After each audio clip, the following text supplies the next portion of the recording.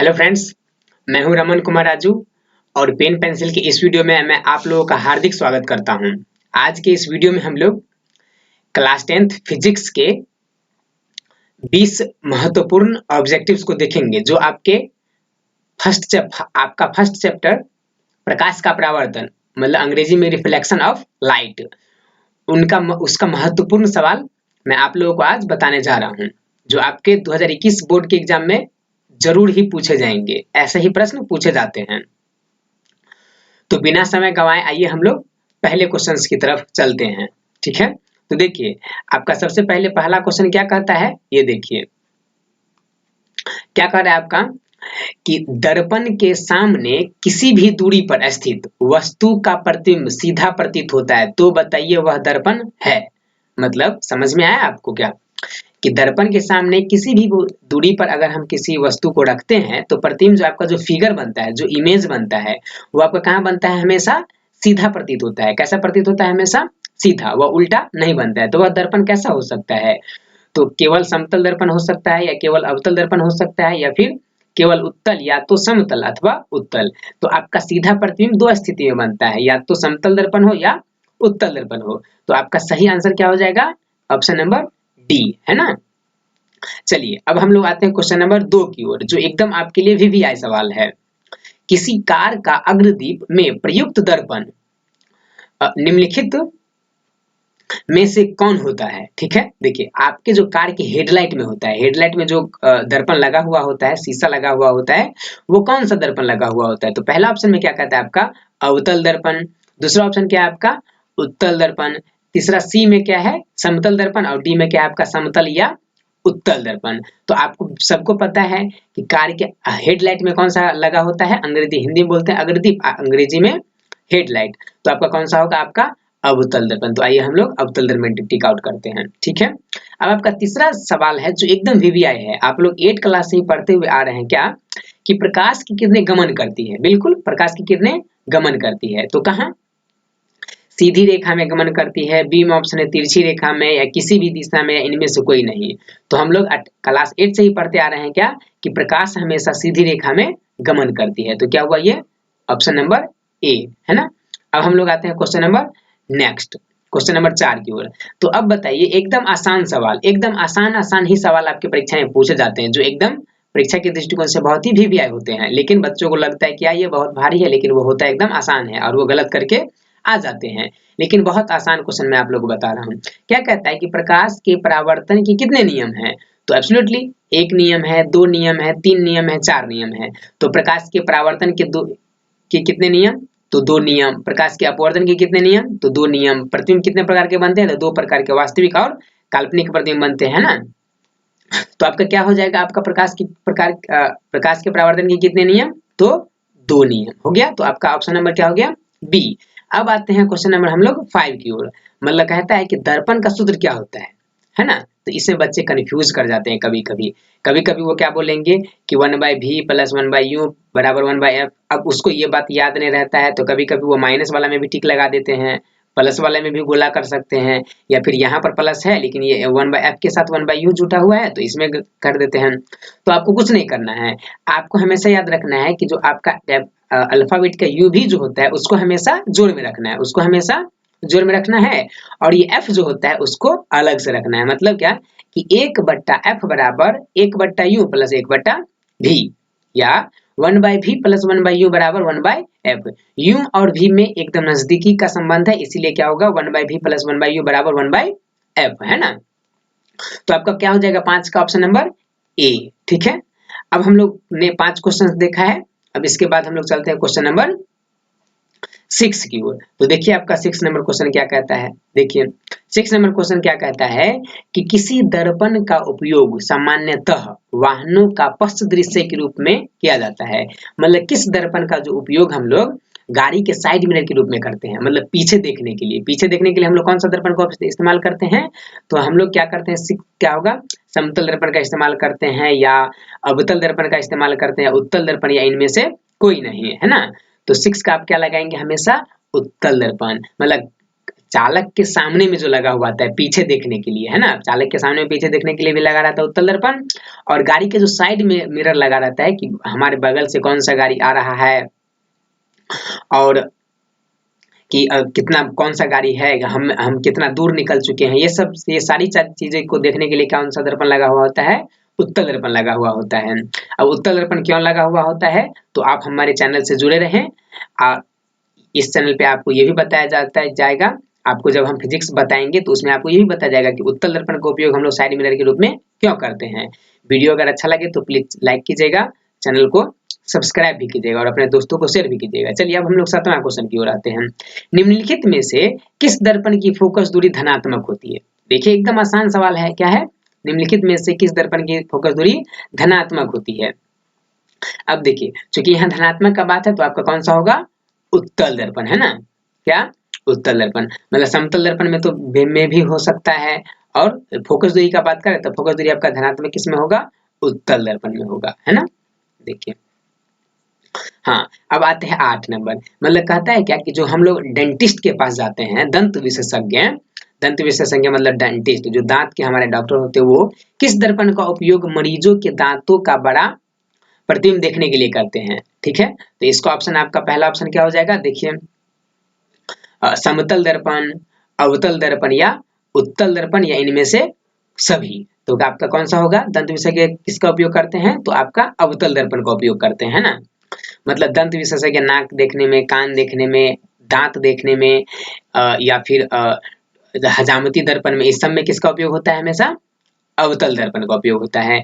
अब देखिए 9 में कहता है कि सौर कुकर के लिए कौन सा दर्पण सर्वाधिक उपयोग है, तो इसमें भी आप क्या लगाएंगे, 9 का अवतल दर्पण ही लगाएंगे। देखिए अवतल दर्पण का उपयोग हमारे दैनिक जीवन में ज्यादा है, या फिर वो दंत विशेषज्ञ हो, ठीक है, दंत विशेषज्ञ भी अवतल दर्पण का उपयोग करेंगे, ठीक है। सोलर कुकर में भी यही होता है, सोलर कुकर में भी इसका अवतल दर्पण का उपयोग होता है। और कहें तो हम लोग फिर हजामती दर्पण, इन सब में किसका उपयोग होता है, तो आपका सब में क्या होगा, किसका उपयोग होगा, सबका अवतल दर्पण, किसका, अवतल दर्पण। हमारे दैनिक जीवन में जो है वो अवतल दर्पण का उपयोग होता है सिर्फ गाड़ी के साइड मिरर में, और पीछे देखने वाले यंत्र में किसका, उत्तल दर्पण का उपयोग होता है। फिर अवतल दर्पण का उपयोग वहां भी होगा। अब देखिए क्वेश्चन नंबर 10 की ओर, कहता है गोलीय दर्पण के परावर्तक पृष्ठ की वृत्ताकार सीमा रेखा का व्यास क्या कहलाता है ना, कि गोलीय दर्पण के परावर्तक पृष्ठ की वृत्ताकार सीमा रेखा का व्यास क्या कहलाता है। देखिए जो ये होता है, मतलब ये वाला जो गोलीय दर्पण हुआ हमारा, यहाँ से ये ऐसे, तो इस पे मान लीजिए कौन सा दर्पण हो गया आपका, अवतल दर्पण, क्योंकि नीचे से धसा हुआ है ना, तब ऐसे है। तो ये जो व्यास हुआ हमारा, ये लाइन जो यहाँ से जो यहाँ तक ये जो है, ये क्या हो गया आपका, व्यास हो गया। तो व्यास क्या होता है, तो व्यास आपका होता है क्या, प्रधान अक्ष होता है, इसको हम लोग प्रधान अक्ष ना बोलते हैं, ठीक है। तो ये क्या हो गया आपका, प्रधान अक्ष हो गया। अब हम लोग चलते हैं क्वेश्चन नंबर 11 की ओर, है ना। देखिए अब हम लोग 11 क्वेश्चन की ओर में क्या कहता है कि निम्नलिखित में से कौन उत्तल दर्पण की फोकस दूरी होती है। तो हम लोग सबसे पहले ही जान चुके हैं कि उत्तल दर्पण का फोकस दूरी क्या होता है, धनात्मक होता है ना।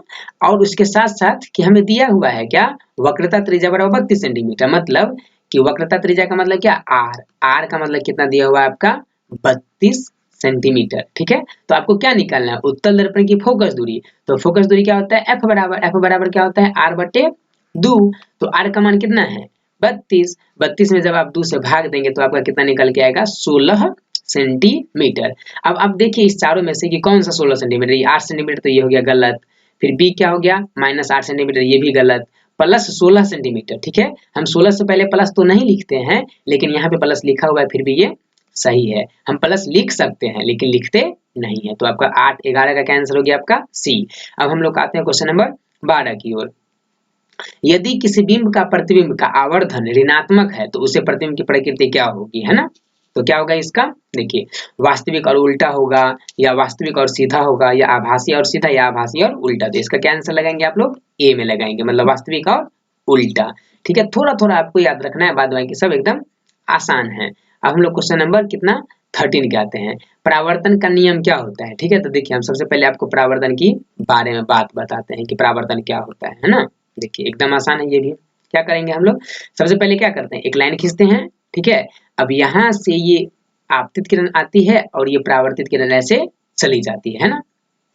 तो देखिए अब क्या होता है यहाँ पर कि ये आपकी आपतित किरण आई और ये परावर्तित किरण चली गई। अब यहाँ पर ये क्या होता है, आपका एक अभिलंब होता है ना। तो कहता है क्या कि आपतन कोण, ऑप्शन में देखिए इसका कहता है क्या क्या निर्धारित करता है, आपतन कोण बराबर परावर्तन कोण या परावर्तन कोण बराबर अपवर्तन कोण। अपवर्तन कोण तो होगा ही नहीं, क्यों नहीं होगा, क्योंकि हम इस चैप्टर में पढ़े हैं क्या, परावर्तन के, हम लोग प्रकाश के परावर्तन पढ़ रहे हैं, तो इसमें अपवर्तन का तो बात ही नहीं होगा।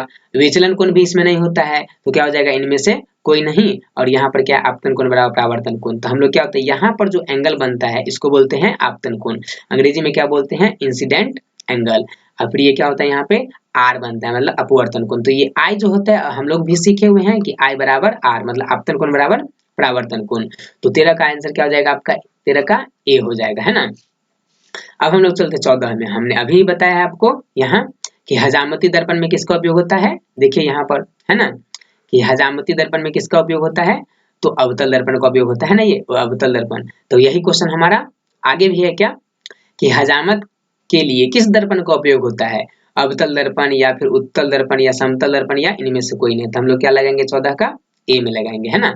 अब देखिए हम लोग क्वेश्चन नंबर आगे की ओर चलते हैं, मतलब 15। कहते हैं सर्च लाइट का परावर्तक सतह कैसा होता है। सर्च लाइट का परावर्तक सतह उत्तल होता है या अवतल होता है या समतल होता है या नॉट होता है। तो हम इसमें क्या लगाएंगे, उत्तल होता है। ये मतलब उत्तल दर्पण क्या करता है कि सारे किरणों को एक जगह क्या करते हैं, वो इकट्ठा करते हैं, एक जगह उसको सारे बिंदुओं पर से लाते हैं और एक जगह उसको ला करके और एक जगह पर उसको सबको फोकसित करते हैं। तो ये एकदम आसान कि आपका सर्च लाइट का परावर्तक सतह कैसा होगा, तो एकदम वो एक जगह ला करके सबको मतलब एक जगह पहुंचाएगा, तब ना हम बहुत दूर तक देख पाते हैं, या चोर को पकड़ने में या फिर बहुत दूर तक जंगल में खोजने में सर्च लाइट में लगा रहता है। कौन सा दर्पण, तो आपका उत्तल दर्पण, है ना। अब इसके बाद हम लोग देखते हैं क्या कि समतल दर्पण द्वारा बना प्रतिबिंब होता है। समतल दर्पण द्वारा कैसा प्रतिबिंब बनता है, काल्पनिक बनता है या फिर आपका वास्तविक बनता है, या ए और बी दोनों बनता है, इनमें से कोई नहीं बनता है। तो एब्सोल्युटली समतल दर्पण में हमेशा काल्पनिक प्रतिबिंब ही बनता है। अब हम लोग अंतिम क्वेश्चन, अंतिम 4 क्वेश्चंस देखते हैं। आज हम लोग 20 क्वेश्चंस को देखेंगे जो बहुत ही वीवीआई है। अगर आप इसे कंप्लीट करते हैं तो एब्सोल्युटली आपको परीक्षा में बहुत अच्छे नंबर आ सकते हैं। कहता है क्या 17वां नंबर क्वेश्चन कि गोलीय दर्पण में फोकसांतर एवं वक्रता त्रिज्या के बीच संबंध होता है। देखिए हमने अभी आप ही को बताया है कि f बराबर क्या होता है, r/2 या r बराबर क्या हो जाएगा आपका 2f। बस आपको यही दोनों कंडीशन याद रखने हैं, है ना। सिर्फ आपको ये दोनों कंडीशन याद रखने हैं। देखिए क्या कि f बराबर क्या होगा आपका r/2 या r बराबर क्या होगा आपका 2f। मतलब क्या कि फोकस दूरी जो होती है वो वक्रता त्रिज्या की आधी होती है और वक्रता त्रिज्या होती है वो फोकस दूरी की दोगुनी होती है। तो यहाँ पर क्या दिया, r बराबर 2f, बिल्कुल गलत, सॉरी सही है। ये f बराबर r, ये तो गलत ही है, ये गलत है। फिर d में क्या है, r बराबर f/2, ये भी गलत, ठीक है। f बराबर r/2 ये सही है, ठीक। और यहाँ पर क्या r बराबर 2f। तो गोलीय दर्पण में फोकसांतर एवं वक्रता त्रिज्या के बीच संबंध। देखिए फोकसांतर मतलब f बराबर क्या होता है, r/2 होता है ना। तो हम क्या लगाएंगे यहाँ पर c में। लेकिन आप यहाँ पे गौर से देखिए तो क्या पता चल रहा है कि r बराबर 2f भी सही लिखा हुआ है, r बराबर 2f ये भी सही लिखा हुआ है। तो आपका इसमें ऑप्शन ए भी सही हो सकता है, लेकिन आपको परीक्षा में किसी एक ही सही मिलेंगे। हो सकता है यहाँ पे 2 ना दिया हो, ठीक है, तो r बराबर f लिख दिया हो, इस तरह से आपको दिया हो, लेकिन f बराबर आपका r/2 या r बराबर 2f, दोनों ये दोनों का दोनों सही है ना। तो हम लोग आते हैं क्वेश्चन नंबर 18 पे। कहता है दाढ़ी बनाने के लिए कौन सा दर्पण का उपयोग होता है, तो एब्सोल्युटली समतल, उत्तल, अवतल या नॉट। अभी हमने बताया है आपको कि क्या होगा, हम लोग अवतल दर्पण का उपयोग करते हैं ना। यहाँ पे क्या हो जाएगा आपका अवतल दर्पण, कौन सा, अवतल दर्पण। फिर क्या कहता है 19 में कि ऐसे पदार्थ जिनसे होकर प्रकाश आसानी से पार नहीं कर पाता है, आसानी से पार कर जाता है, उसे क्या कहते हैं हम लोग। देखिए जिससे आसानी से पार कर जाए, जिससे पार कर जाए उसको बोलते हैं हम लोग पारदर्शी, ठीक है। और जिससे पार ना करे, ना करे। जिससे पार नहीं करेगा उसको क्या बोलेंगे हम लोग? अपारदर्शी। अपारदर्शी है ना। जिससे पार नहीं करेगा उसे अपारदर्शी करेंगे। जिससे थोड़ा थोड़ा पार करे, थोड़ा थोड़ा पार करे, मतलब थोड़ा सा कम ही भाग को अपने से होकर जाने दे, उसको क्या बोलते हैं हम लोग? पारभासी, है ना। ये वाला हो जाता है आपका क्या? पारभासी। तो यहाँ पर क्या कहता है कि ऐसे पदार्थ जिनसे होकर प्रकाश आसानी से पार कर जाता है, तो पार कर जाएगा किससे? तो पारदर्शी पदार्थ से। उसके बाद देखिए आपका संबंध F बराबर r/2 किसके लिए सत्य है? ठीक, उत्तल दर्पण के लिए, परंतु अवतल दर्पण के लिए नहीं। कहता है कि F बराबर जो r/2 होता है वो किसके लिए सत्य है? उत्तल दर्पण के लिए सत्य है, परंतु अवतल दर्पण के लिए सत्य नहीं है। अवतल दर्पण के लिए सत्य है, परंतु उत्तल दर्पण के लिए सत्य नहीं है। फिर क्या कहता है कि उत्तल दर्पण और अवतल दर्पण ये दोनों के लिए बराबर है। या फिर ऑप्शन नंबर नेक्स्ट क्या कहता है, चौथा ऑप्शन, कि न तो उत्तल दर्पण के लिए और न ही अवतल दर्पण के लिए। तो क्या हो जाएगा आपका? ये उत्तल दर्पण के लिए भी, अवतल दर्पण के लिए, ये सभी प्रतिबिंब के लिए क्या होता है? ये सभी दर्पण के लिए F बराबर r/2 सिद्ध होता है। तो आपका ऑप्शन के नंबर क्या हो जाएगा? सी। तो इस तरह से हम लोग आज के महत्वपूर्ण सवालों को देखे हैं, जिसका जो आपके परीक्षा के दृष्टिकोण से बहुत ही VVI है। अगर आपको देखिए तो मैं आपको ये कहना चाहूंगा कि मैंने एक अच्छे क्वेश्चंस को छांट के आप लोगों के लिए मेहनत करके बनाया है। तो प्लीज आप लोग वीडियो को लाइक कीजिएगा और आप खूब मन लगा के पढ़ते रहिएगा, जिससे आपको बोर्ड के एग्जाम में बहुत अच्छे नंबर आएंगे और आपको ये बाद में भी काम आएंगे अगर आप इसे समझते हैं तो। मैं उम्मीद करता हूँ कि आप लोग समझ गए होंगे। और वीडियो अगर आप लोगों को अच्छा लगा हो तो प्लीज लाइक कीजिएगा, अपने दोस्तों के साथ शेयर कीजिएगा, और एक बार में ना समझ में आए तो फिर आप लोग दोबारा देखिएगा। जय हिंद, जय भारत। आप लोगों को वीडियो देखने के लिए बहुत बहुत धन्यवाद। जय हिंद।